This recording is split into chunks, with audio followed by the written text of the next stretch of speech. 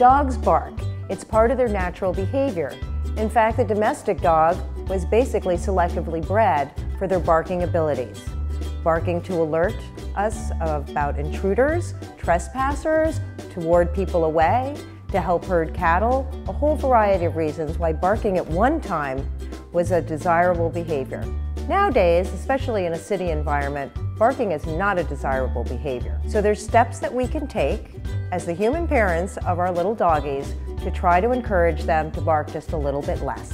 Your goal shouldn't be to never allow your dog to bark any more than you would try to encourage a canary to never sing, but let's at least try to keep it down to a minimum. The most likely barking that'll occur first in puppies is attention-seeking barking.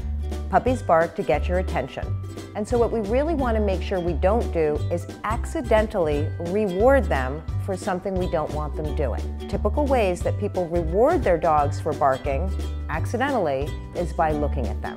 So if your puppy barks at you and says, "Hey, look at me," or "Hey, make my dinner faster," or "Hey, toss me that toy," and you respond by looking at them, you may as well have flipped the mistake. Instead, let's teach your dog a way of saying please and getting your attention that's more mannerly and polite, such as a sit. A mannered sit is a really great way for your dog to be able to approach you and say, "May I please have your attention?" Unfortunately, many people don't notice their dogs when they are being quiet and polite. So if you want to quiet your barking dog, your goal this week and thereafter is to notice when your dog approaches you calmly and is being quiet and polite, and to reward them for that. Dogs do what works, so if approaching you quietly and sitting and looking cute gets them what they desire, you're going to get a whole lot less of barking.